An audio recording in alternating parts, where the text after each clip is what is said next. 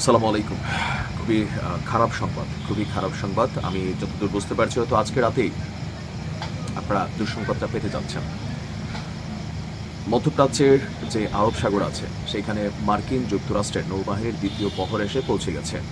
এর পাশাপাশি আরও বেশ কিছু যুদ্ধজাহাজ এবং কি বিমানবাহী যে রণতরী, ডেস্ট্রয়ার, ক্যারিয়ার, ফ্রিগেটার আরও যেগুলো আছে সেগুলোর ব্যাপক উপস্থিতি, এমনকি স্পেশাল চৌকস একটা বাহিনীকে মুভমেন্ট করিয়েছে মার্কিন যুক্তরাষ্ট্র। আর এর মধ্যেই খবর হচ্ছে যে আপনার আমাদের ইরানের ভাই বোনেরা রাতের বেলা ঘুমোতে পারতেছে না। আমি যখন নিউজটি করছি সারা দেশ জুড়ে আতঙ্ক ছড়িয়ে পড়েছে, মার্কিন হামলার আতঙ্ক। দরজা জানালা সিল করে রাখা হয়েছে, খাবার পানি মজুদ করছে ইরানিরা, কারণ যে কোনো সময় একটা বড় ধরনের ঘটনা বা যুদ্ধ ঘটলে তখন সবার আগে যেটা সমস্যা দেখা দেবে সেটা হচ্ছে খাদ্য। সো ইরানিরা প্রচুর পরিমাণ খাদ্য মজুদ করছে। এমনকি মেট্রোর নিচে যে বাংকারগুলো আছে, ইরান কিন্তু এরকম দিনের জন্য অনেক ধরনের মাটির নিচে বাংকার মেট্রোতে বা বিভিন্ন জায়গায় তারা তৈরি করে রেখেছে, সেগুলোকেও উন্মুক্ত করে দেওয়া হচ্ছে। অর্থাৎ যে কোনো সময় সম্ভাব্য একটা অভিযান চলতে যাচ্ছে। এটা ছোট আকার হবে না, বুঝতে পারতেছি।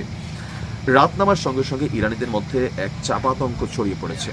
এখন মার্কেটে আলোচনা আছে যে কোনো মুহূর্তে যুক্তরাষ্ট্র সামরিক হামলা চালাবে। আর এই শঙ্কা এখনও ইরানি জনগণদের মধ্যে আরও বড় আকার ধারণ করেছে।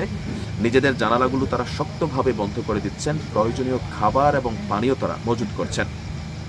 ইরানের জনগণ বলছে যে অপেক্ষা করছিলাম কখন আঘাতটা আসবে, সকাল পর্যন্ত ঘুমোতে পারছি না, বারবার জেগে উঠছি, বিস্ফোরণের কোনো শব্দ শুনি কিনি না। সেটাই কান পেতে শুনছিলাম। রাতে কি হয় দেখা যাক। আপনাদের খেয়াল থাকা দুইটা যখন বিস্ফোরণের ঘটনা ঘটছে দুইটা বড় শহরে, মানুষের মধ্যে আতঙ্ক কিন্তু ছড়িয়ে পড়েছে। যদিও এ নিয়ে নানান বক্তব্য আপনার এখানে সামনে আসছে। তো অনেকে বলছেন যে মানুষের আচরণ দেখে মনে হচ্ছে সবাই মানসিক ভারসাম্য হারাচ্ছে। ওরা ভাবছে যুক্তরাষ্ট্র হামলা করলে সব ঠিক হয়ে যাবে। ইসলামিক রিপাবলিক অর্থাৎ বর্তমান সরকার বিরোধী যারা আছেন তারা বলছে যে মানুষ হতাশ হয়ে পড়ছে। তারা এখন মনে করছে কেউ কেউ যে আমেরিকার এই অভিযান জরুরি। আবার গত এক সপ্তাহ ধরে ওয়াশিংটন ইরানের বিরুদ্ধে যেই অবস্থান নিয়েছে, এতে ইরানেরও সামরিক তৎপরতা জনগণের মধ্যে টেনশনের কারণ তৈরি করছে। অর্থাৎ ইরানও তাদের যে সেনাবাহিনীকে তৈরি করা, বিভিন্ন সমুদ্রের নিচে মিসাইলের সুড়ঙ্গ উন্মুক্ত করে দেওয়া, হরমুজ প্রণালীতে মহড়া তৈরি করা, রাষ্ট্রীয় বিভিন্ন গুরুত্বপূর্ণ স্থানগুলোতে আকাশ পত্রিকা সিস্টেম অ্যাক্টিভ করা, বা এই যে ধরনের একটা যুদ্ধ পরিবেশ, এটা মানুষের মধ্যে আরও ভয়ের জায়গাটা তৈরি করে ফেলেছে। এছাড়া বলা হচ্ছে যে এই মুহূর্তে ইরানের জনগণের জন্য সরকারের বেশ কিছু বার্তাও আছে, সবাই যেন সাবধান থাকে। আমার কাছে মনে হচ্ছে ইরান সরকার সবচেয়ে বেশি যেটা নিয়ে বিপদে আছে সেটা হচ্ছে ভেতরে কে আসলে লুকিয়ে আছে, এজেন্ট। ইরানে যতবারই অভিযান চালানো হয়েছে আপনি দেখেন, বীরদের যারা প্রধান আছে বা আরও বিভিন্ন সময় যতগুলো অপারেশন হয়েছে, ভেতর থেকে তথ্য বের হয়ে যাচ্ছিল যে কে কোথায় আছে, কোথায় অবস্থান করতেছে। সুনির্দিষ্ট ছোট ছোট অভিযানের মাধ্যমে কিন্তু বড় বড় ঘটনা তখন ঘটাই দেওয়া হলো।